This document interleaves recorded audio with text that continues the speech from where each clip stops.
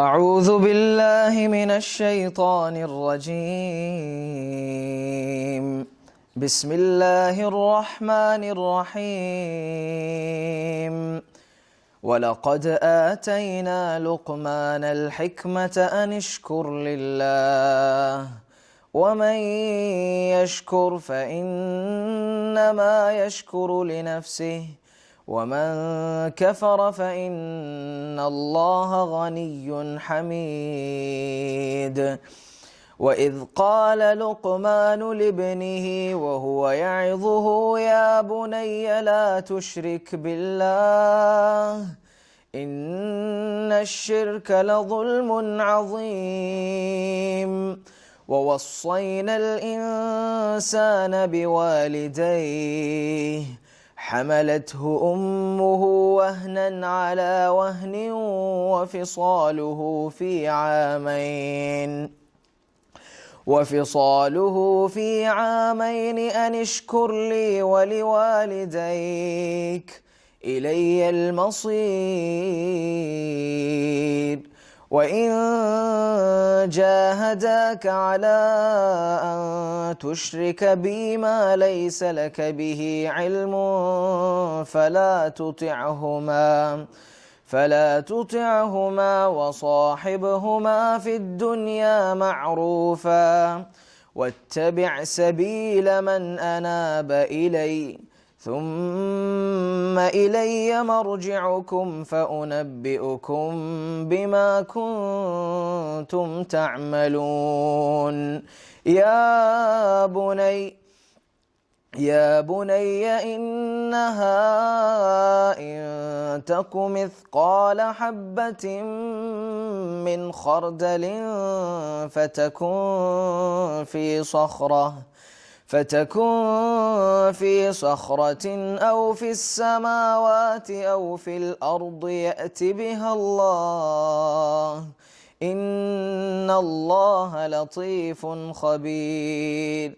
يا بني أقم الصلاة وأمر بالمعروف وانه عن المنكر واصبر على ما أصابك إن ذلك من عزم الأمور.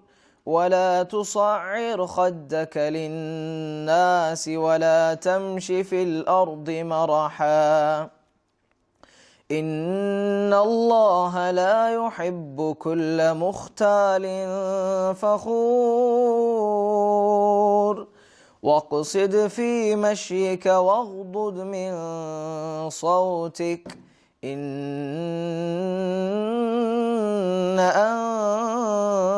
أنكر الأصوات لصوت الحمير. جزاكم الله. बिस्मिल्लाहिर्रहमानिर्रहीम। अस्सलाम वालेकुम रहमतुल्लाहि व बरकातुहू। थोड़ा सा मैं बैकग्राउंड पे जाता हूँ। अगर आपको याद होगा कि एक मैंने दर्स दिया था जिसमें हकूकुल्लाह और हकूकुल इबाद पे थोड़ी सी डिस्कशन हुई थी, लेकिन क्योंकि ये चैप्टर इतना लेंथी है कि आप इस पे घंटों बातें कर लें तो वो कम है।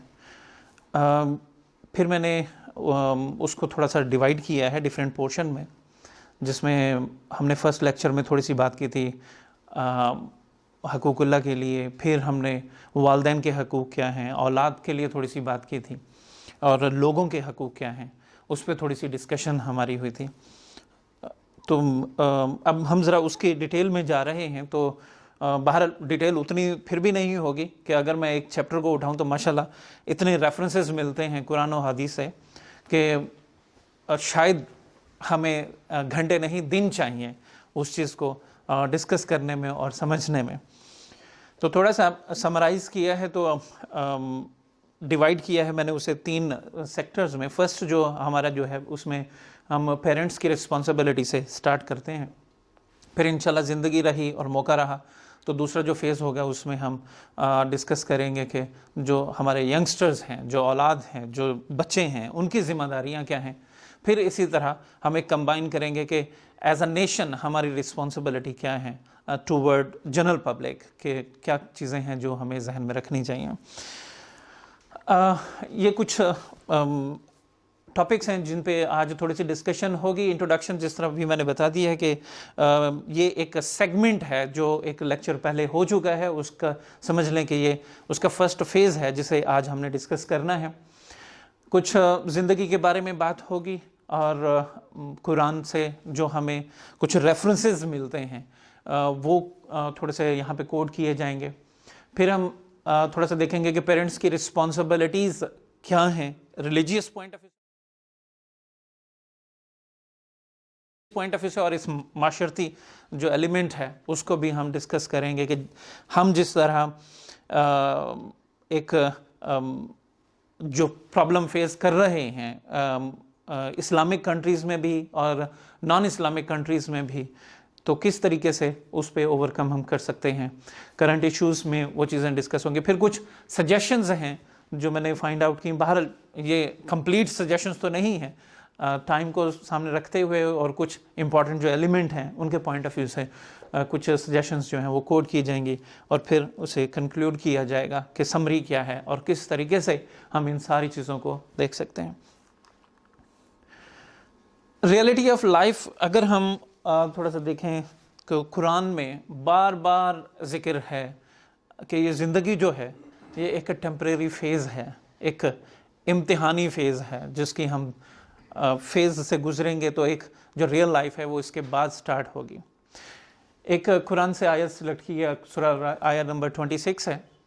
इसमें बेसिकली दो चीज़ों पे अगर आप देखें तो फोकस किया गया है कि एक तो रिज़्क के बारे में जिक्र किया गया है और दूसरा ज़िंदगी क्या है थोड़ी सी उसके बारे में भी बात की गई है। ये आयत इस वजह से भी इम्पॉर्टेंट है कि आजकल हम पेरेंट्स जो हैं बच्चों को या अपनी फैमिली को थोड़ा सा इग्नोर, ज़रूरतन या चाहते हुए ना चाहते हुए कुछ हम इग्नोर करते हैं। उसकी एक बड़ी रीज़न होती है कि जी मैं काम कर रहा हूँ, मैं दफ्तर में हूँ, मैं मसरूफ़ हूँ या इनके लिए कुछ कमाना भी है। तो पहली बात हमें ये समझ लेनी चाहिए कि रिज़्क हमारा लिखा हुआ है और जाहिर है कि हमने उस पर काम करना है, लेकिन कभी मजबूरी होती है कि हम बिज़ी होते हैं और फैमिली को टाइम नहीं दे सकते, तो वो भी मैं डिस्कस करूंगा कि उस सूरत में हमारी जिम्मेदारियां क्या हैं। लेकिन कभी हम फारिग भी होते हैं फिर भी टाइम नहीं देते, क्यों कि वो एक साइकोलॉजिकल एक इफेक्ट चल रहा होता है, जी मेरा जो काम है ना वो सिर्फ बाहर का है, रोजी रोटी कमाना है, बाकी मेरा काम नहीं है, ठीक है ना, वो हमारी जो वाइफ है जी उसकी रिस्पॉन्सिबिलिटी है। तो थोड़ा उस एंगल से ये आयत बहुत इंपॉर्टेंट है। सेकंड है कि जो लिखा हुआ है, जो मिलना है वो मिलना है, और वाकई ये जो ज़िंदगी में हम जो कुछ भी कर रहे हैं ये बहुत ही कम है। एक बात समझने की ज़रूरत है कि ये जितना कुछ हम कमा रहे हैं ये एक दिन यहीं का यहीं रह जाना है, हमारी आंखें बंद हो जानी हैं, और ये हकीकत है जिससे कोई इनकार नहीं कर सकता। बेशक वो मुस्लिम है या नॉन मुस्लिम है, कोई ऐसा नहीं है कि जो कहेगा कि जी मैं सारी जब तक कायनात रहेगी मैं जिंदा रहूंगा। सब खत्म हो रहे हैं, सब कुछ बंद हो रहा है।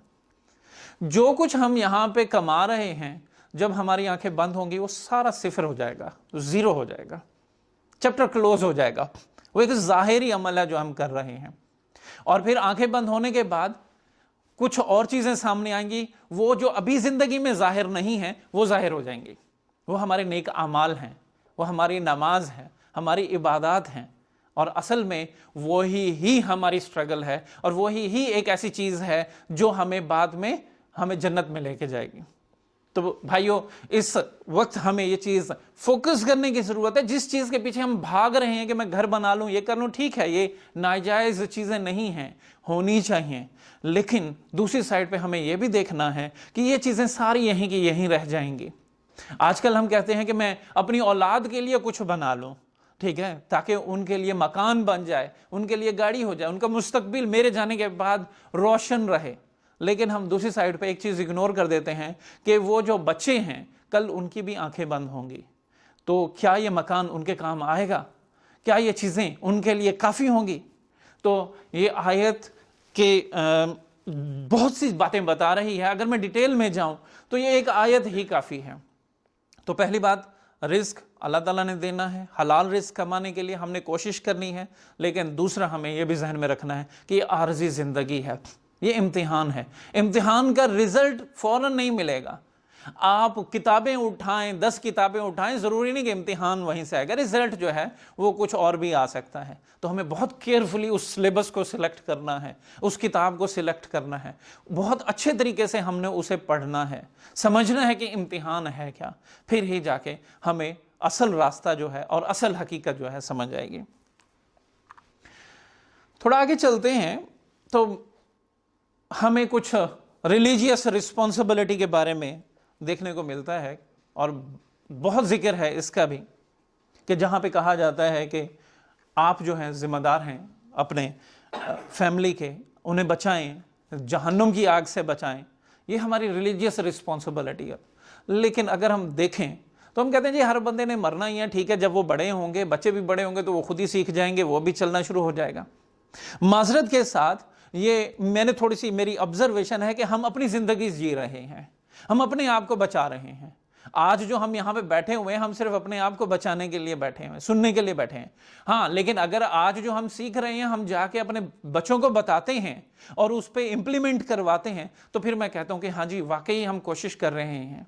देखिए, इस दुनिया की हकीकत क्या है कि मैं अपने बेटे से बहुत मोहब्बत करता हूँ।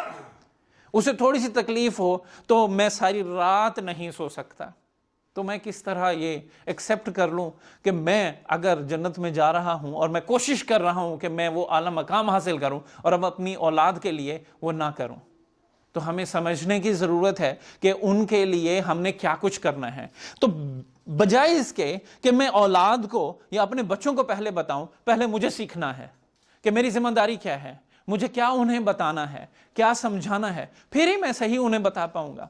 ये नहीं हो सकता कि मैं नमाज ना पढ़ूं और मैं अपने बच्चों को कहूं कि नमाज पढ़ो। ये नहीं हो सकता कि मैं झूठ बोलूं और मैं अपने बच्चों को कहूं कि नहीं, झूठ मत बोलो। वो तो वही करेंगे जो हम देख रहे हैं, जो सीख रहे हैं, जो हम सिखा रहे हैं।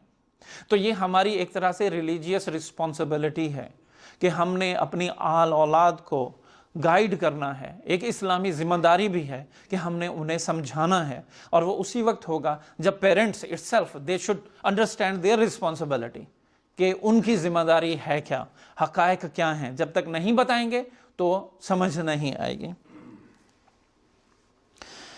हिस्ट्री में जाते हैं, इस्लामिक हिस्ट्री में हमारी जो दो मेन चीज़ें जिस पे हम बिलीव करते हैं और हम कहते हैं कि ये हमें फ़र्क बताती हैं कि दुनिया क्या है, आखिरत क्या है, जन्नत क्या है, दोज़ख क्या है, कुरान पाक है और सही अहादीस हैं।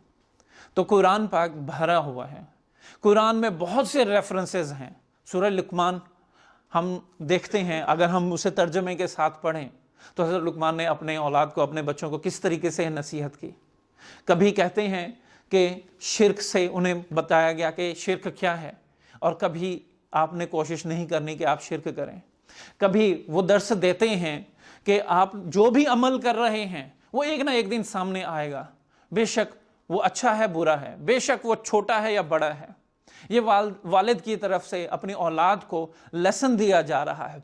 ये कुरान में क्यों है?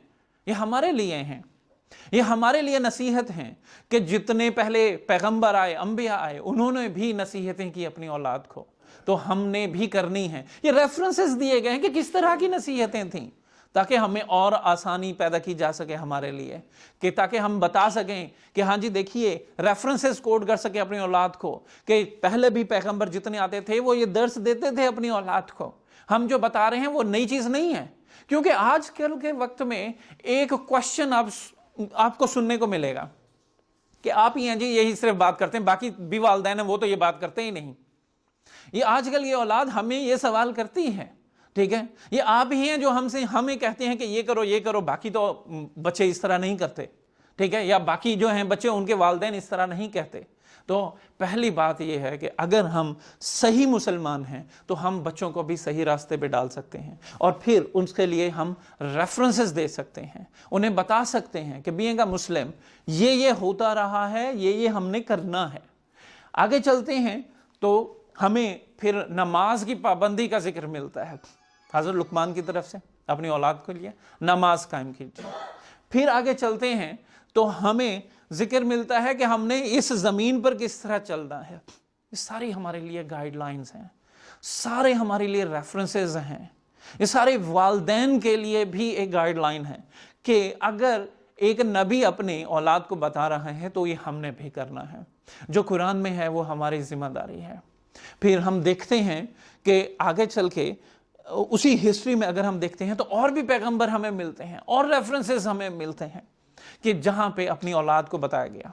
हजरत याकूब अलैहिस्सलाम ने अपनी औलाद के लिए, जब उनके लिए उनका वक्त आया तो आखिरी वक्त में भी अपनी औलाद से पूछ रहे हैं कि बताओ मेरे बाद क्या करोगे, किसकी इबादत करोगे। सिर्फ जिंदगी की बात नहीं हो रही, यानी कि जिंदगी तो गुजर गई, आखिरी वक्त में भी वो अपनी औलाद से पूछ रहे हैं कि मेरे बाद क्या करोगे, किसकी इबादत करोगे। तो वो भी हमें रेफरेंस मिलते हैं। तो बीइंग अ पेरेंट्स हमारी यह जिम्मेदारी है कि हम कुरान को समझें, उसे देखें, वहां पे जो कुछ भी जिक्र है वो हमारे लिए है। हमें जब वो पता होगा तो हम औलाद को अपनी बता सकते हैं, अपने बच्चों को बता सकते हैं कि क्या करना है और क्या नहीं करना। ये तारीख सिर्फ तारीख नहीं है, ये इस तारीख में बहुत सी चीजें छुपी हुई हैं। इस तारीख में सच्चाई का रास्ता मौजूद है जिसे हमने फॉलो करना है। सही बुखारी की एक हदीस है, इस हदीस को मैं यहां पे कोट कर रहा हूं क्योंकि पहले जो हिस्ट्री चल रही थी या जो कुछ मैं बता रहा था वो रिलीजियस रिस्पॉन्सिबिलिटी पे था। अब आते हैं कि रिलीजियस रिस्पॉन्सिबिलिटी के अलावा भी कुछ रेफरेंसेस मौजूद हैं जहां हम कहते हैं कि अलार्मिंग स्टेज है हमारे लिए। हदीस का मफहूम क्या है कि बीइंग अ पेरेंट्स हम जिम्मेदार हैं, हम जिम्मेदार हैं। हम हर चीज जो हमारे बच्चे उनके अमाल हैं हम उनके जवाबदेह हैं, इसलिए कि हम उनकी तरबियत कर रहे हैं। समझने की बात है, बहुत इंपॉर्टेंट ये हदीस है कि रिज्क अल्लाह दे रहा है, ठीक है ना, मैं नहीं दे रहा, मैं तो एक निवाला तक नहीं दे सकता, रिज्क अल्लाह दे रहा है, जिंदगी मौत अल्लाह के हाथ में है। तो बीइंग अ फादर मेरी जिम्मेदारी है क्या? फिर उनकी सही तरबियत है, उनकी सही तरबियत है। क्यों है? देखिए, समझने की बात है कि औलाद जो है एक नेमत है, और जब कोई नेमत मिलती है तो हमने उसकी जिम्मेदारी भी लेनी है। जिस तरीके से हम प्रमोशन की बात करते हैं कि मैं जॉब कर रहा हूं जी, मुझे प्रमोशन मिल गई, बेसिकली प्रमोशन है क्या? प्रमोशन जिम्मेदारी है, ठीक है, पैसे तो बढ़ गए, जिम्मेदारी भी है। यहां पे भी आपके पैसे बढ़ रहे हैं, क्यों? औलाद आई, आप तो रिस्क नहीं दे रहे, अल्लाह ताला रिस्क दे रहे हैं, आपका रिस्क बढ़ा। दूसरी साइड पे जिम्मेदारी भी है, आप अकाउंटेबल हैं। अकाउंटेबल का मतलब आंसरेबल हैं, 100% आपकी जिम्मेदारी है। जिस तरह मैं मैनेजर से डायरेक्टर की पोस्ट पे जाता हूं तो मेरी जिम्मेदारी बढ़ती है, मेरे सवाल जवाब मुझसे पूछने के लिए लोगों के सवाल जवाब बढ़ जाएंगे, मुझे ज्यादा वजाहतें देनी पड़ेंगी, मुझे ज्यादा एक्सप्लेनेशन देनी पड़ेगी, मुझे हर चीज का सबूत रखना पड़ेगा। इसी तरह अल्लाह ताला ने अगर औलाद दी है, औलाद बहुत बड़ी नेमत है, तो हमारी जिम्मेदारी भी बढ़ जाती है, हमारी जिम्मेदारी बढ़ती है। और हमने उस औलाद के लिए क्या कुछ किया, वी आर आंसरेबल। और यहां एक स्टेज, एक पॉइंट और भी क्लियर कर दूं कि अगर हम अपनी जिम्मेदारी में कामयाब नहीं हैं तो फिर ऑप्शन क्या है? हम जानते हैं बीइंग अ मुस्लिम कि दो ही चीजें हैं, या तो जन्नत है या दोज़ख है। मैं वजाहत मजीद नहीं करूंगा, मेरे ख्याल में हम सारे समझदार हैं कि क्या हो सकता है। अगर जिम्मेदारी पूरी कर ली तो जाहिर है कि जन्नत में है, वहां दर्जात हैं, और अगर ना की तो क्या होगा? या पास है या फेल है, दो ही चीजें हैं। पास है तो फिर फर्दर कैटेगरीज हैं, डिस्टिंक्शन है, दूसरी चीजें हैं, ठीक है जी, फर्स्ट है, सेकंड है, थर्ड है, ठीक है। फेल फेल ही होता है, फेल में कैटेगरीज नहीं है, फेल फेल ही होता है, ठीक है ना। हाँ जी, वो हम कह सकते हैं कि कितने कम नंबर आए, या फेल में नीचे से शुरू हो जाए कि कहां पे बैठे हैं, ठीक है ना। तो ये हदीस जो है ये हमारे लिए, पेरेंट्स के लिए, बीइंग अ पेरेंट हमारे लिए एक आई ओपनर है कि हम जो है उस चीज को देखें कि क्या फिर हमारी जिम्मेदारियां बनती हैं, ताकि हम अपनी जिंदगी में ही कुछ कर जाएं, बजाय इसके कि मेरी आंख बंद हो जाए। उस आंख बंद होने से पहले अगर मैं कुछ कर सकता हूं अपनी औलाद के लिए तो मैं वो जरूर करूं। कुछ फैक्ट्स हैं बच्चों के बारे में आज की रियल लाइफ में। अगर हम देखते हैं आजकल के जो हालात चल रहे हैं कि being a parents we are very busy in our lives, बच्चों को हम टाइम नहीं दे पा रहे। और कुछ हकायक भी हैं कि ठीक है जी, नौकरी की कुछ रिक्वायरमेंट इस तरह होती हैं, सुबह से जाते हैं शाम को आते हैं, सुबह जाते हैं बच्चे सो रहे होते हैं, वापस आते हैं तो तब भी बच्चे सो रहे होते हैं, मुलाकात का टाइम नहीं मिलता, कई हफ्तों नहीं मिलता। तो ये एक रियलिटी भी है। दूसरा है कि बच्चे जो हैं यहाँ, स्पेशली अगर हम इस जीसीसी में भी देखें या अगर हम किसी दूसरे कंट्री के पॉइंट ऑफ व्यू, बहुत लिमिटेड एक्टिविटीज़ हैं हमारे यहाँ। मैं बहरीन को ही अगर सामने रखता हूँ तो हम देखते हैं कि जी गर्मी शदीद है, बाहर बच्चे खेल ही नहीं सकते, सर्दी में भी बाहर निकलते तो क्या करें जी, इंडोर एक्टिविटीज़ हैं। इंडोर एक्टिविटीज़ क्या हैं, या तो गेम खेलेंगे या टीवी देखेंगे, या आजकल मोबाइल है जी, ठीक है जी उस पर लगे रहेंगे। और ऑप्शन क्या है, शॉपिंग मॉल ले जाएंगे उन्हें, ठीक है मौसम कुछ बेहतर है तो हम पार्क ले जाते हैं। तो बहुत कम एक्टिविटीज़ हैं यहाँ पे। वक्त कुछ इस तरह का आ गया है कि एक पेरेंट्स के पास टाइम नहीं है, एक एक्टिविटीज़ बहुत लिमिटेड हो जाती हैं। आगे हम देखते हैं कि जिस तरीके से आईटी डेवलपमेंट हो रही हैं उसी तरीके से उसका यूज भी बढ़ रहा है। स्कूलों में किताबों की बजाय अब टैब दे दिए गए हैं जी, आपने इसी पे ही पढ़ना है। अब उसके साथ बहुत सी और फैक्टर्स भी साथ चल पड़ते हैं, बच्चे गेम खेल रहे हैं, बहुत सी चीज़ें डाउनलोड कर रहे हैं, पेरेंट्स को पता ही नहीं चलता।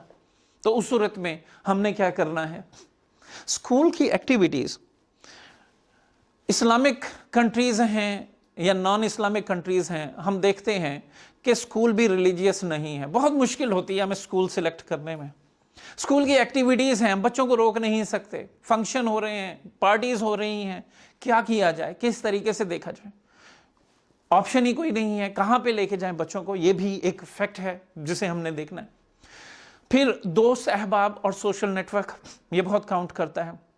अभी कुछ देर पहले कुछ जिक्र भी हो रहा था कि हम खुद वालिदैन बच्चों को ऐसी पार्टीज में लेके जाते हैं, ऐसी गैदरिंग में लेके जाते हैं, तो फिर किस तरह मैं बच्चों को रोकूं कि बेटा ये मत कीजिए, ये इस्लाम जो है इस चीज़ की इजाज़त नहीं देता।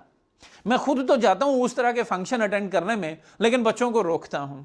तो ये एक रियलिटी। हम क्यों जाते हैं, सोशल गेट टुगेदरिंग है जी, इसलिए कि अगर हम मिलेंगे नहीं तो और तो कोई काम है नहीं यहाँ, यानी कि शॉपिंग मॉल भी नहीं जाना चाहते, कुछ और भी नहीं करना चाहते, अब मिलना जुलना तो रखें ना, यही तो सर्वाइवल है। तो ये एक प्ली ली जाती है हमारे यहाँ। सोसाइटी की अट्रैक्शंस हैं, सोसाइटी के ऑल ओवर जो अराउंड जो काम होते हैं, हमें मैसेजेस आते हैं, व्हाट्सएप आते हैं, टीवी पे जी ये फंक्शन है, ईद के त्यौहार हैं जी, इसमें ये हो रहा है, ये हो रहा है, एयर शो हो रहा है, दूसरी चीज़ें हैं, ये सारी सोशल एक्टिविटीज़ हैं। और कुछ एक्टिविटीज़ ऐसी भी हैं जिसे ना चाहते हुए भी हमें जाना पड़ता है। क्यों कि हमसे पहले बच्चों को पता लगा होता है उस चीज़ का, स्कूल में जिक्र हो चुका होता है कि जी फलां जगह पे ये फंक्शन हो रहा है, बच्चे आगे हमें बताते हैं, वो मेरे दोस्त अहबाब जा रहे हैं, हमें भी जाना है। जब हम इर्द गिर्द दोस्तों को फोन करते हैं, अपने क्लोज जो हमारा ग्रुप है, पता चलता है कि जी आधे ग्रुप जा रहे हैं, जो आधी फैमिलीज जा रही हैं, तो फिर बच्चे कहते हैं जी वो खालिद भी जा रहा है, वो इब्राहिम भी जा रहा है, फलां भी जा रहा है, तो हम क्यों नहीं जा रहे। तो ये भी मुश्किल है। पढ़ाई पे उस तरीके से तवज्जो नहीं दे पा रहे। कौन सी पढ़ाई, दीनी और दुनियावी, मैं दोनों की बात करूंगा, उसके भी डिफरेंट फैक्टर्स हैं। और कुछ ये भी है एलिमेंट नज़र आता है आजकल के हालात में कि बच्चे हमारे रिलीजियस नहीं हैं या बहुत मुश्किल में हैं, बहुत प्रॉब्लम में हैं। तो उस सूरत में क्या चीज़ें हैं, कुछ फैक्ट्स की तो एक बहुत लंबी लिस्ट है, लेकिन ये कुछ करंट अगर हम देखें तो ये कुछ हॉट टॉपिक हैं कि जो हमारे सामने आते हैं। मैं थोड़ा सा घर से शुरू करूंगा।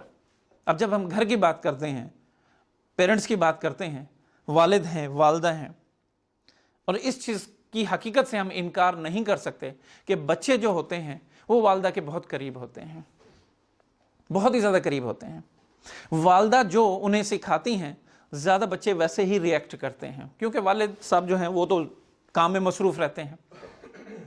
तो ये एक हमें रेफरेंस मिलता है सूरत तहरीम से, जिसमें क्लियरली जिक्र किया गया है, दो रेफरेंसेस भी दिए गए हैं हज़रत नूह अलैहिस्सलाम और हज़रत लूत अलैहिस्सलाम के, उनकी वाइफ्स का, कि वो सही रास्ते पे नहीं थी, तो अल्लाह ताला ने उनके साथ क्या किया।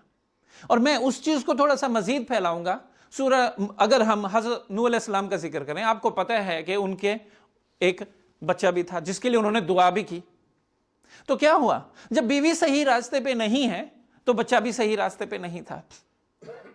तो हमें जो तरबियत शुरू करनी है वो घर से शुरू करनी है, और उसमें जो हमारे जो कहते हैं ना मिनिस्ट्री जो है, घर की जो मिनिस्ट्री है वो बहुत इंपॉर्टेंट है। और वो किस तरह होगा? अगर हमारे घर में वो रिलीजियस कल्चर मौजूद होगा तो फिर ही हो सकता है। अगर बीइंग अ पेरेंट्स हम अपनी जिम्मेदारियां समझेंगे तो फिर ही हम बच्चों को बता सकते हैं। बच्चा वही करता है जो वालिदैन करते हैं। बच्चा चुप करके ऑब्जर्व कर रहा होता है कि मेरे वालिदैन कर क्या रहे हैं, और वो वही करेगा, वही चीजें फॉलो करेगा। शायद आपको बताने की जरूरत ही ना पड़े। अक्सर हमने देखा है कि वालिदैन नमाज पढ़ रहे होते हैं, बेशक आपने बच्चे को नहीं कहा, लेकिन बच्चा भी खुद उठ के आएगा और आपके साथ नमाज में शामिल हो जाएगा, उल्टे सीधे सजदे करेगा जैसे भी है, आपने कुछ नहीं बताया। क्यों? कि वो कल्चर है वहां का। अगर माँ बाप बैठे टीवी देख रहे हैं, फिल्में देख रहे हैं, बच्चा भी वही करेगा, फिर कल आप शिकवा नहीं कर सकते कि ये क्या हो गया, आपने ही उसे इस लाइन पे लगाया। तो ये घर से शुरुआत करनी है। तो मेरे भाइयों, पहली इंपॉर्टेंट जो चीज आती है कि हम अपने आप को बदलें। हम अपने आप को बदलेंगे तो तभी घर से वो कल्चर तब्दील कर सकते हैं, तभी हम कुछ एक्सपेक्ट कर सकते हैं।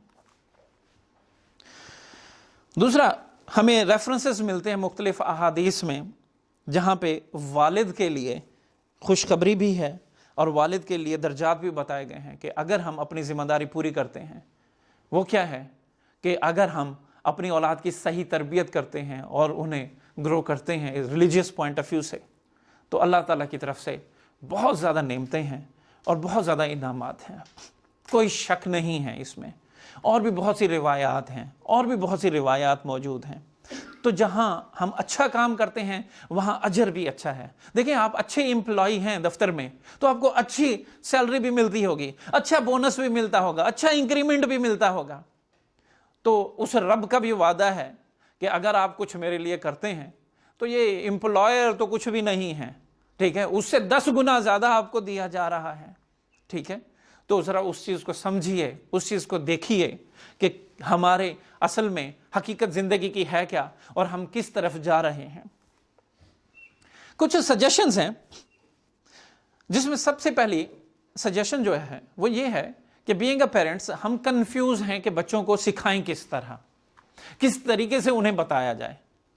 देखिए, यहां पे 4 किस्म के जो है ना हमें मेथड बताए जाते हैं सीखने के। बच्चा किस तरीके से सीखता है? नंबर 1, बच्चा देख रहा होता है और सीख रहा होता है। छोटे बच्चे की एग्जांपल ले लें जो कुछ महीनों का होता है, ठीक है ना, या 1 साल का होता है। वो आपकी बातें नहीं सुन रहा होता, उसे नहीं समझ आ रही कि आप क्या बोल रहे हैं, वो जस्ट आपको ऑब्जर्व कर रहा होता है, ऑब्जर्व करता है और वैसे ही वो रिएक्ट करता है। तो पहली बात यह है कि ऑब्जर्वेशन से हम सीखते हैं, बच्चे ऑब्जर्वेशन से सीखते हैं। फिर आगे चलते हैं, कुछ बच्चे ऐसे होते हैं जो किताबों से पढ़ के सीखते हैं, यानी कि मेरी बातें असर नहीं करेंगी, मैं जितना भी बताऊं, लेकिन जब वो किताब में पढ़ेंगे तो उन्हें पता चलेगा कि हाँ जी ये चीजें हैं। फिर वो कहेंगे कि हाँ जी आप ठीक कह रहे थे, किताब में भी मैंने पढ़ा है, ये लिखा हुआ है। और ये रियलिटी इस तरह होता है कि बीइंग अ पेरेंट्स जब हम बताते हैं वो इग्नोर करते हैं, लेकिन जब वो किताब में खुद पढ़ते हैं तो फिर उन्हें पता चलता है कि हाँ जी वालिदैन जो है वो सही कह रहे थे। फिर वो वापस आते हैं और वो आपको कहते हैं कि आप जी ठीक कह रहे थे। तो ये एक दूसरा मेथड है जहां से बच्चे सीखते हैं। तीसरे बच्चे ऐसे भी हैं जो प्रैक्टिकल खुद करेंगे तो उन्हें पता चलेगा। जिस तरीके से हमारे यहां 2 तरह के इंस्टीट्यूट होते हैं, एक एकेडमिक होता है, एक हम जिसे टेक्निकल इंस्टीट्यूट कहते हैं। मेजर डिफरेंस है, ठीक है ना। एकेडमिक में क्या है कि हम सिर्फ पढ़ते हैं, किताबें अंबार लगा हुआ है जी, 6-7 किताबें या पढ़नी है, एग्जाम इसमें से आना है। अब दूसरा जिसे हम टेक्निकल इंस्टीट्यूट कहते हैं, जिसे पॉलिटेक्निकल भी इंस्टीट्यूशन कहा जाता है, वहां क्या प्रैक्टिकल पे फोकस करवाया जाता है, पढ़ाया कम जाता है, प्रैक्टिकल ज्यादा करवाया जाता है। तो एक कैटेगरी ये भी है कि बच्चे जो हैं वो खुद करते हैं, खुद अमल वो करेंगे तो फिर उन्हें पता चलेगा, वो लर्न करते हैं। जिस तरह बच्चे को रोकते हैं, बेटा ये मत कीजिए आपको चोट लग जाएगी, ये मत कीजिए यहां से नुकसान होगा, वो बच्चा फिर भी करेगा। और जब उसे एक दफा चोट लगेगी, उसे पता चलेगा, फिर वो समझ आ जाएगी, वो नेक्स्ट टाइम नहीं करेगा। और एक कैटेगरी है जिससे हम कहते हैं कि हम लोगों के एक्सपीरियंस से सीखते हैं। जिस तरह हम अपने एक्सपोजर शेयर करते हैं कि इस तरह हुआ, ठीक है, इस तरह हुआ, ठीक है ना। तो पहली बात जरूरी जो चीज है, देखिए कि मैं अपना मेथड अपने बच्चे पे अगर इस्तेमाल करूंगा तो शायद ये काम ना करे। हमें यह समझना है, यह जरूरी है समझना कि हमारे बच्चे किस मेथड पे कंफर्टेबल है और हमें वैसे ही करना पड़ेगा। मुझे अपना लेवल वहां पे लेके जाना पड़ेगा, अल्हम्दुलिल्लाह अल्लाह ताला ने मुझे 2 बच्चे दिए हैं। मैं जस्ट अपने घर की रेफरेंस अगर दूं तो एक जो है वो किताब में ज़्यादा महव रहता है, वो किताबों से सीखता है। दूसरा जो है वो किताब से दूर भागता है, वो कहता है कि जी मैं खुद ही करूंगा, मुझे आप बता दें कि ये भी मैं खुद करूंगा, ये भी मैं खुद करूंगा। वो वहां से लर्न करता है। ये रियलिटी है, मैं इंपोज नहीं कर सकता। हमें वहां पे समझना है कि बच्चे हमारे कहां कंफर्टेबल हैं और उसी तरीके से हमें आगे लेके जाना है, उसी तरीके की हमने उन्हें एग्जाम्पल्स देनी है, उसी तरीके से हमने उन्हें सिखाना है। बहुत मुश्किल है आजकल के हालात में, जिस तरह मैंने जिक्र किया कि हम दफातर में बिजी हैं, अपने काम में बिजी हैं, लेकिन फिर भी टाइम निकालिए, जितना भी टाइम मिलता है बच्चों के साथ स्पेंड कीजिए। टीवी से बेहतर वालिदैन हैं, मोबाइल से बेहतर वालिदैन हैं, बेशक वो 5 मिनट ही सही। अगर आप ऑफिस में मसरूफ हैं, घर आके जस्ट इतना पूछ लीजिए, बेटा आज का दिन कैसा गुजरा, आज आपने स्कूल में क्या किया।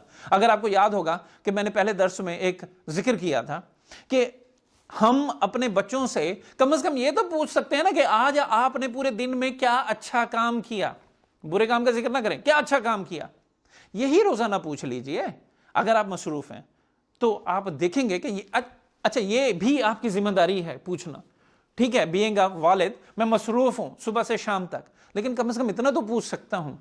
पूछिए, यही टाइम देना ही काफी है। वो आपको बताएंगे, वो स्कूल की स्टोरी बताना शुरू कर देंगे आपको कि आज ये हुआ, मैंने फिर ये किया, वो इसी में ही वो खुश हो जाएगा बच्चा।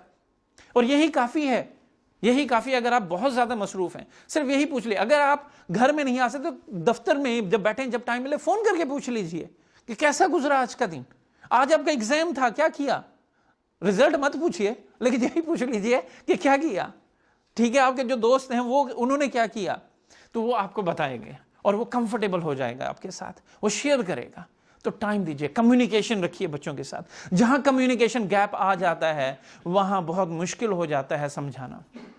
देखिए, एक नॉर्मल चीज होती है कि जब मेरा ताल्लुक क्योंकि तदरीस से है, जब मैं पहले लेक्चर में जाता हूं तो मुझे पता होता है कि एक बहुत बड़ी दीवार है मेरे और स्टूडेंट्स के दरमियान। वो क्या है?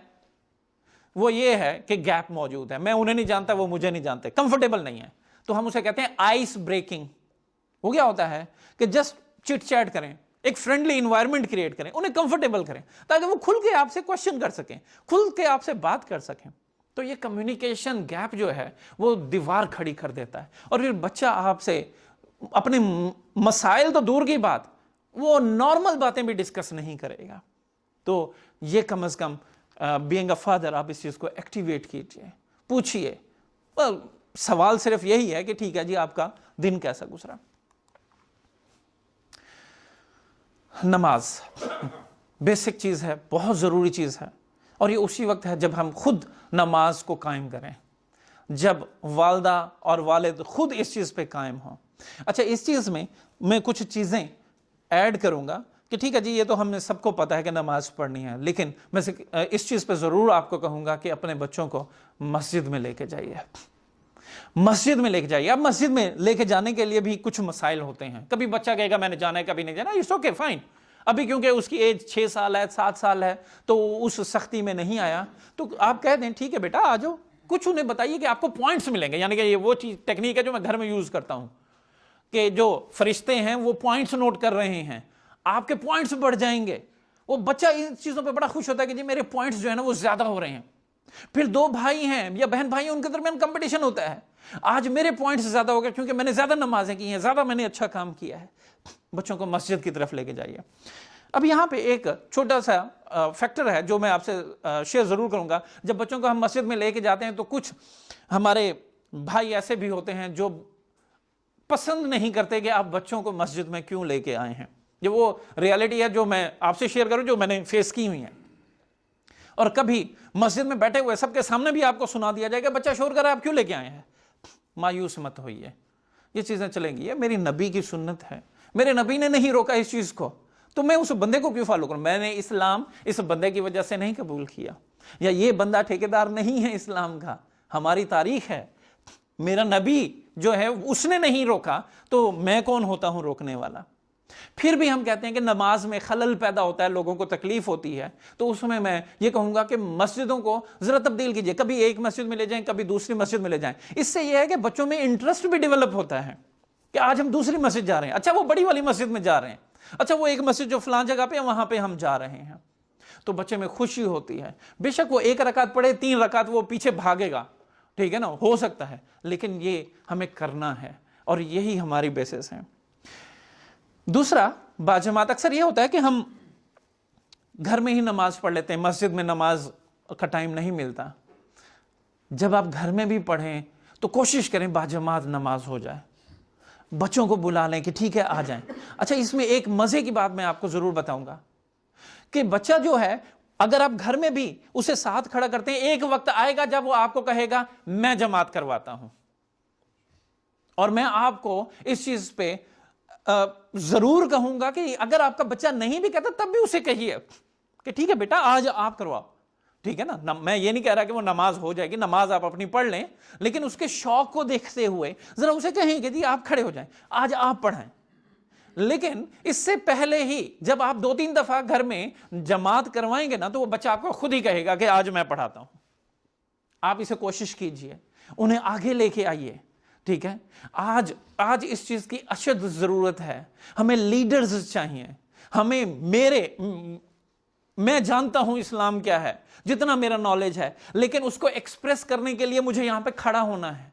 वो हम दोस्तों में, भाइयों में, सारे जितने हम बैठे हैं, हम समझते हैं कि हाँ जी नमाज पढ़नी चाहिए। बहुत सी बातें, अच्छी बातें होती हैं जहन में जो मैं शेयर करना चाहता हूं, लेकिन मैं शेयर नहीं कर सकता। क्यों? हेजिटेशन है। मैं खड़ा होकर नहीं बता सकता, मैं अपने भाइयों को नहीं बता सकता, लेकिन मुझे पता है कि क्या है। तो जब आप बच्चे को अगली सफ में खड़ा कर देते हैं कि आइए आज आप पढ़ाइए, ठीक है, मैं आपके साथ नमाज पढ़ूंगा, तो बेसिकली आप उन्हें लीडर बना रहे हैं, उन्हें वो क्वालिटी दे रहे हैं कि कल वो खड़े होकर वो बात कर सकें। ऑप्शंस ये एक नेचुरल फितरी अमल है। हम एक चीज पे नहीं चल सकते। बीइंग अ पेरेंट्स हम खुद भी एक चीज पे नहीं चल सकते। छोटी सी मैं एग्जांपल देता हूं। जब आप बच्चों को शॉपिंग मॉल लेके जाते हैं, कभी वो एक चीज उठाएंगे, वो आप लेके रखेंगे, नहीं बेटा ये वापस रख दो, दूसरी उठा लेंगे, वो वापस रख दे, तीसरी उठा लेंगे। एक फितरी अमल है। अब बच्चे को एक खिलौना दीजिए, 2 घंटे की बात है, 2 घंटे के बाद वो कहेगा एक और मुझे और खिलौना दीजिए, वो एग्जॉस्ट हो जाएगा, ठीक है। तो हम रिजल्ट क्या निकलता है कि बच्चे के पास उस एक बहुत ज्यादा एक हम ये नहीं कह रहे कि खिलौने होने चाहिए, ये ऑप्शंस हैं, नहीं। बीइंग अ पेरेंट्स हमें पता होना चाहिए कि क्या क्या सही ऑप्शंस हैं। मैं बच्चे को कहता हूं ओके जी आज हमने ना खाना खाना है, कहां पे खाना है, ये ऑप्शंस हैं, बच्चे खुद सिलेक्ट करेगा। Let them select. ऑप्शंस आपने दी, लेकिन सिलेक्ट उन्हें करने दीजिए। उससे क्या होगा? उनका कॉन्फिडेंस डेवलप होगा। और एक चीज और भी बता दूं, बच्चे में बहुत अना होती है। जब वो एक चीज सिलेक्ट कर लेता है ना, अब वो बेशक उसे अच्छी लगे या ना लगे, ठीक है, वो उसे पसंद हो या ना हो, वो किसी ना किसी हद तक वो उसे जरूर घसीटेगा। क्यों? कि अब वैलिड एक पॉइंट है जी, आपने खुद ही सिलेक्ट किया था। तो कहना मैं ये चाहता हूं कि ना मत कहिए, नहीं नहीं नहीं नहीं, ऑप्शन दीजिए कि ठीक है ये ऑप्शंस हैं। वो ऑप्शंस आप देंगे जो कि सही ऑप्शंस हैं, ठीक है। क्यों मैं ये नहीं कहूंगा कि बच्चों को ऑप्शन दीजिए? क्योंकि बच्चे का नॉलेज जो है वो लिमिटेड है, वो अक्सर गलत ऑप्शंस भी सिलेक्ट करेगा, फिर हमें मुश्किल होगी। आप खुद ऑप्शंस दीजिए कि ये भी हो सकता है, ये भी हो सकता है, ये भी हो सकता है। फिर देखिए कि वो जब उस फेज से गुजरेगा, उसे पॉजिटिव नेगेटिव खुद ही पता चल जाएंगे। तो हमेशा बच्चों के साथ ऑप्शंस के साथ चलिए। बहुत इंपॉर्टेंट है और अक्सर हम इस चीज को इग्नोर कर देते हैं। बच्चों के साथ हम कहते हैं कि यार अब तुम बड़े हो गए हो, वो छोटा भाई है, कोई बात नहीं, या वो छोटा है तुम बड़े हो, डिफरेंस आता है। बेटे और बेटी में भी डिफरेंस आ जाता है। तुम बेटे हो यार कोई मसला नहीं, वो तो बेटी है, वो कोई मसला नहीं। हम इस तरीके से समझाते हैं। मैं जस्ट 2 रेफरेंसेस दूंगा। एक सहाबी जो है हजूर सल्लल्लाहु अलैहि वसल्लम की खिदमत में हाजिर हुए और उन्होंने कहा कि मैं अपने बेटे के नाम एक गुलाम करना चाहता हूँ, और मेरी बीवी जो है इस चीज़ पे एग्री नहीं है। तो उन्होंने, मेरी बीवी ने कहा है कि अगर आप सल्लल्लाहु अलैहि वसल्लम जामिन बन जाएं तो ठीक है, कोई मसला नहीं है। तो आप सल्लल्लाहु अलैहि वसल्लम फरमाते हैं जो इससे पहले जो बच्चे थे क्या उन्हें भी गुलाम दिया था? फरमाया नहीं। तो हज़रत सल्लल्लाहु अलैहि वसल्लम ने फरमाया कि मैं इस जुल्म का जामिन नहीं बन सकता। और ये एक नॉर्मल सी बातें हैं कि हम फ़र्क रखते हैं, तफरीक रखते हैं, इसलिए कि हमारे लिए वो आसानी है। एक और चीज़, एक और रेफरेंस कोट करता हूँ। एक साहबी हैं, अपने बेटे को उठाते हैं और बोसा देते हैं। हजूर सल्लल्लाहु अलैहि वसल्लम देख रहे हैं, बेटी भी साथ हैं, तो आप क्या फरमाते हैं? अपनी बेटी को भी उठाओ और उसी तरह बोसा दो। तो ये बहुत कॉमन है पेरेंट्स में कि हम अक्सर जस्टिफाई नहीं कर सकते, अक्सर हम इस चीज़ को इग्नोर कर देते हैं, बातों से समझाते हैं। लेकिन आप एक बात भूल रहे हैं, अगर आप उनको इक्वल राइट्स नहीं दे रहे, इक्वल ट्रीटमेंट नहीं दे रहे, यकीन कीजिए कि उन बच्चों के दरमियान आप फर्क डाल रहे हैं, उनके जहन में क्वेश्चन मार्क पैदा कर रहे हैं। और अक्सर ये घरों में होता है, आप उसे ज्यादा प्यार करते हैं, मुझे नहीं करते, आप उसे ये चीजें ज्यादा देते हैं, मुझे नहीं देते। ये क्यों है? जब हम फेल हो जाते हैं उन चीजों को हैंडल करने में। दूसरी चीज है रिस्पेक्ट। बच्चे, जिस तरह मैंने जिक्र किया, बच्चे में बहुत अना होती है। रिस्पेक्ट के साथ अगर आपने रोकना भी है रिस्पेक्ट के साथ, तो वो उसी रिस्पेक्ट के साथ आपको जवाब देंगे, बहुत ज़रूरी है। तो ये पॉइंट जो सजेशन 5 है, ये बहुत ही इंपॉर्टेंट है, बहुत ही इंपॉर्टेंट है, जिसे हम नॉर्मली इग्नोर करते हैं। घर में ओए तू, हाँ, इस तरीके से हमारी बात होती है। अक्सर वालिदैन गालियों पे भी आ जाते हैं। नहीं, आप जो बोल रहे हैं, आप जो जबान से निकाल रहे हैं, वो बच्चा आपको बताएगा, वही बोलेगा। और फिर आप कहते हैं कि ये तुमने कहां से सीखा? भाई आपने ही तो सिखाया है। तो जब आप रिस्पेक्ट के साथ उन्हें ट्रीट करेंगे तो वो भी उसी तरीके से आपके साथ, उन्हें पता ही नहीं होगा कि ये चीजें क्या हैं। जिसका जिक्र मैंने किया कि अपने बच्चों को लीडर्स बनाइए, मैनेजर्स मत बनाइए। पहले मैं डिफरेंस आपको बता देता हूं, मैनेजर्स और लीडर में क्या डिफरेंस होता है। मैनेजर जो चीजें मैनेज करता है, बहुत अच्छे तरीके से मैनेज करेगा, रिसोर्सेज प्रोवाइडर, हम मैनेजमेंट में उसे कहते हैं रिसोर्सेज प्रोवाइडर। कि मैनेजर जो होता है ना, वो आपको रिसोर्स देता है, वो खुद काम नहीं करते, लेकिन आपको कोई मुश्किल होती है तो वो आपको रिसोर्स देता है। लेकिन लीडर जो है वो मैनेजर नहीं होता, लेकिन लीडर में मैनेजर की क्वालिटीज होती हैं। पहले मैनेजर फिर लीडर बनता है। और मेरा ये यकीन है कि जो बच्चा पैदा होता है वो मैनेजर नहीं होता, उसे हम बनाते हैं मैनेजर। ये मत करो, इस चीज को इस तरह करो, इस चीज को इस तरह करो, हम उसे लीडर बनाते ही नहीं हैं। अपने बच्चों को हमने इस तरीके से परवान चढ़ाना है कि वो लीडर हों। और आजकल के वक्त में हमें लीडर्स की जरूरत है, जो खड़ा होकर बात कर सके, जो सच्चाई की बात कर सके, जो बुराई को रोक सके। नहीं करते, हम चुप करके खामोशी से गुजर जाते हैं। क्यों? कि मुझ में वो करेज ही नहीं है कि मैं रोक सकूं। जब बच्चा पैदा होता है तो वो रोता है, वालिदैन को पता चलता है ये रोता क्यों है जी, दूध मांग रहा होगा या कोई मसला होगा, तो वो मैसेज कन्वे कर रहा है ना आपको, ठीक है ना। तो बाय बर्थ थेरीज डिफरेंट हैं। थेरीज अगर हम बुक्स में जाएं तो वो कहती हैं जी लीडर जो है वो बाय बर्थ होता है, हम लीडर बना नहीं सकते। तो लेकिन मेरा ये ईमान है, अगर मैं इस्लाम की हिस्ट्री उठा के देखूं, कहीं पे ऐसा नहीं जिक्र नहीं है। मुझे यही रेफरेंस मिलेगा कि जब बच्चा पैदा होता है वो लीडर ही होता है, उसे मैनेजर हम खुद बनाते हैं, हम उसे लीडर से मैनेजर्स तक खुद लेके आते हैं। मत कीजिए इस तरह, उन्हें मैनेज करने दीजिए। आंखें रखिए आप, वो कहते हैं ना शेर की आंख रखिए, ठीक है, करने दीजिए उन्हें, ठीक है, देखें वो क्या बनाते हैं। जब आप उन्हें थोड़ा सा फ्री हैंड देंगे, देखिएगा कि अक्सर वो बहुत जबरदस्त चीजें बना के लाएंगे। एक्टिविटीज, अक्सर बच्चे कलर्स कर रहे होते हैं, वो लेके आते हैं, बाबा मैंने ये बनाया, हम कहते हैं अच्छा ठीक है। मत कीजिए इस तरह। वाओ इट्स अमेजिंग, ये हमने किस तरह किया, बहुत अच्छा है, ये तो बहुत प्यारा लग रहा है, एक मेरे लिए भी बनाइए, अपने दोस्तों के लिए बनाइए, चलो मैं भी आपके साथ बैठता हूं, मैं सीखता हूं आपने किस तरह किया है। जब आप इस करेज के साथ उनके साथ डील करेंगे, यकीन कीजिए उनके अंदर जो क्वालिटीज हैं वो बड़ी तेजी से उभर के सामने आएंगे। सिर्फ डॉक्टर इंजीनियर बनना काफी नहीं है, बहुत सी और फील्ड्स भी मौजूद हैं, हमें वो आइडेंटिफाई करनी है। वो किस तरीके से, वो यहां से आइडेंटिफिकेशन होगी। जब आप उन्हें कहेंगे कि ठीक है आप खुद कीजिए, आपको पता चलेगा, आपको उनकी क्वालिटीज का पता चलेगा कि ये बच्चा जो है टेक्निकल है या थ्योरेटिकल है, आपको पता चल जाएगा। वो बच्चा खुद ही आपको आपकी फील्ड बताएगा और फिर उसी में ही उसे लेके जाइए। तो लीडर्स बनाइए, मैनेजर्स मत बनाइए। और लीडर किस तरह बनता है? लीडर में वो मैनेजर्स की क्वालिटीज मौजूद होती हैं, जस्ट हमने डायरेक्शन देनी है, सिर्फ डायरेक्शन देनी है। बच्चों को मैं तो नहीं पालता ना, ये तो अल्लाह ताला की जात पाल रही है। हम क्या कर रहे हैं? हम जस्ट उन्हें डायरेक्शन दे रहे हैं तो यही कुछ होता है, इसी तरीके से ही लीडर्स बनते हैं। कुछ और भी सजेशन है, जिस तरह मैंने कहा कि बच्चों को हर वक्त नो मत कहिए, हर बार बेटा ये मत कीजिए, ये मत कीजिए, वो कहेंगे हर वक्त आप ना ही करते रहते हैं, कभी आपने हाँ ही नहीं की। उस नो को कन्वर्ट कीजिए ऑप्शंस में, उसी से पूछिए, अच्छा बेटा प्रॉब्लम तो नहीं है अगर आप इस तरह करेंगे, लेकिन ये भी हो सकता है, ये भी हो सकता है, तो व्हाट डू यू थिंक? वो आपको खुद ही बताएगा कि हाँ ये तो आप बात सही कर रहे हैं। नो का वर्ड जो है ना, ये चुभता है, ये बच्चों को बहुत नापसंद है, बहुत ही ज्यादा तकलीफ दे है बच्चों के लिए।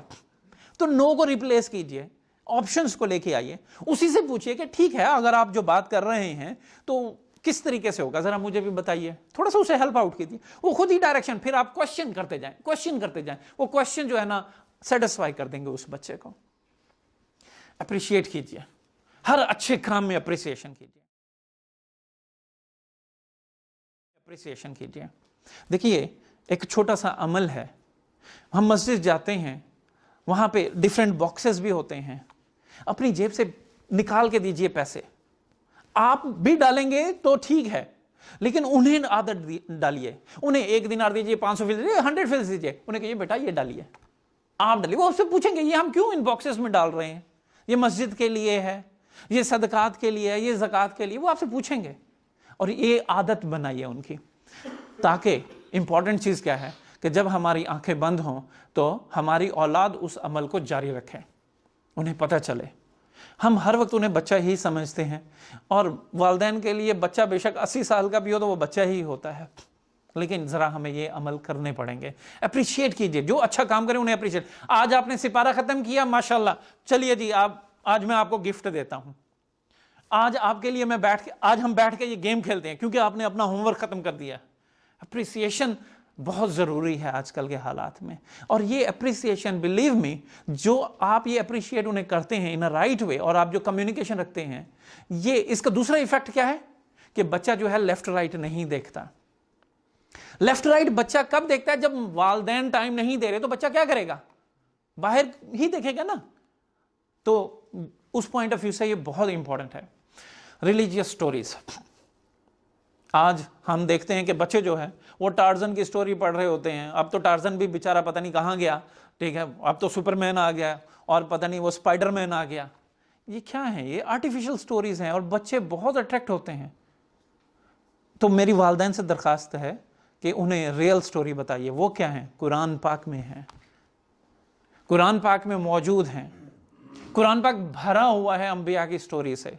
बताइए, अगर हमारे बच्चे थोड़े जो जवान हैं माशाल्लाह, अगर खूबसूरती की मिसाल देनी है तो हज़रत यूसुफ अलैहिस्सलाम हैं। उन्होंने किस तरीके से अपनी ज़िंदगी गुजारी। वालिद और बच्चों के ताल्लुक को बताने की इज्जत का तो हज़रत इब्राहीम अलैहिस्सलाम हैं। उन्होंने किस तरीके से अपने वालिद के साथ किया। हज़रत यूसुफ और हज़रत याकूब अलैहिस्सलाम हैं, उनकी मोहब्बत की मिसाल दीजिए। सखावत की मिसाल देनी है तो हज़रत उस्मान गनी हैं, मिसाल दीजिए। बताइए कितनी स्टोरीज भरी हुई हैं। कभी कुएं की स्टोरी है, कभी किसी चीज की स्टोरी है, कमी नहीं है आपके पास, तो क्यों नहीं जाते हम उस साइड पे? अगर सखावत की इंतहा की मिसाल देनी है तो हजरत अबू बकर सदीक मौजूद हैं। अगर आपने हुक्मरानी की मिसाल देनी है, हजरत उमर की मिसाल दीजिए। क्यों नहीं कोट करते हैं हम? क्यों नहीं बताते उन्हें? सारी चीजें मौजूद हैं। हजरत मूसा अलैहिस्सलाम की स्टोरी है, हजरत ईसा अलैहिस्सलाम की स्टोरीज हैं, हर चीज मौजूद है इसमें। मैं मैनेजमेंट से थोड़ी सी दरखास्त ये भी करूंगा कि हम इस अमल को जिससे हमने जारी किया हुआ है, माशाल्लाह बहुत से दोस्त अहबाब भी आते हैं, मेरी एक दरखास्त भी है कि महीने में एक जुमा हम बच्चों के लिए रखें, जिसमें बच्चों को हम रिलीजियस स्टोरीज सुनाएं, उन्हें बताएं, बुलाएं बच्चों को। देखिए, हम आधी से ज़्यादा ज़िंदगी गुजार चुके, आंखें कब बंद हो जाए कोई पता नहीं, लेकिन जिनके लिए हम ये सारा कुछ कर रहे हैं वो मौजूद ही नहीं हैं। तो मेरी ये रिक्वेस्ट है, दरख्वास्त भी है कि थोड़ा सा कुछ इस तरीके से अगर अरेंज हो सके कि महीने में एक दफ़ा हम बच्चों के लिए स्पेशली बुलाएं और हम एक रिलीजियस स्टोरी कुरान से, अहादीस से रेफरेंस निकाल के उन्हें बताएं, उन्हें सुनाएं, ताकि उन्हें पता चले कि ये इस्लाम है और ये उनके लिए इस तरीके से अमल इस तरीके से हम सिलसिला चलाएं कि बच्चे अगले जुमे का इंतजार करें कि नेक्स्ट स्टोरी कब है, इस तरीके से हम अरेंज करें। तो मेरे ख्याल में कि बहुत ज़रूरी है इस चीज़ को। लेकिन अगर हम यहाँ मैनेज नहीं कर पा रहे तो वालिदैन से दरख्वास्त है, हमें कुरान पढ़ना आता है, तर्जुमा भी मौजूद है, बच्चों को बताइए, आधा घंटा निकालिए, उन्हें बताइए कि ये स्टोरी है, क्या रियलिटी है और ये हकीकत है, ये अफसाना नहीं है, ये हकीकत है। बच्चे खुश होंगे, वो सुनेंगे, वो देखेंगे कि हाँ, अगर मैं कंपेयर करता हूँ तो यहाँ पे तो बहुत सी चीज़ें मिलती हैं। आज हम स्टोरी उस बादशाह की सुनाते हैं जो सोना ताज पहन के हर चीज़ बैठा होता है, उस बादशाह की क्यों नहीं सुनाते जो जिसने हुकूमत की 22 लाख मुरब्बा मील पे सल्तनत फैलाई, और जब खड़ा होता है तो सामने बैठा हुआ सवाल करता है कि मैं उस वक्त तक आपकी बात नहीं सुनूंगा जब तक आप ये नहीं बताएंगे कि ये जो कपड़े पहने हुए हैं ये कहां से आए। क्यों नहीं सुनाते हम उस बादशाह की, उस हुक्मरान की क्यों नहीं मिसाल देते जो ऐसा हुक्मरान था जो रात को जिसे नींद नहीं आती थी, जो गलियों में फिरता था कि मुझे जवाब देना पड़ेगा। ये जिम्मेदारियां हैं, ये हमें बताना कि ये असल में हुक्मरान हैं। किंग की तस्वीरें लगी हुई हैं, सारा कुछ लगे, तो रियलिटी क्या है उसके पीछे जाएं। मैं सियासी तरफ नहीं जा रहा, मैं जस्ट एक रिलीजियस पॉइंट ऑफ व्यू से बात कर रहा हूं।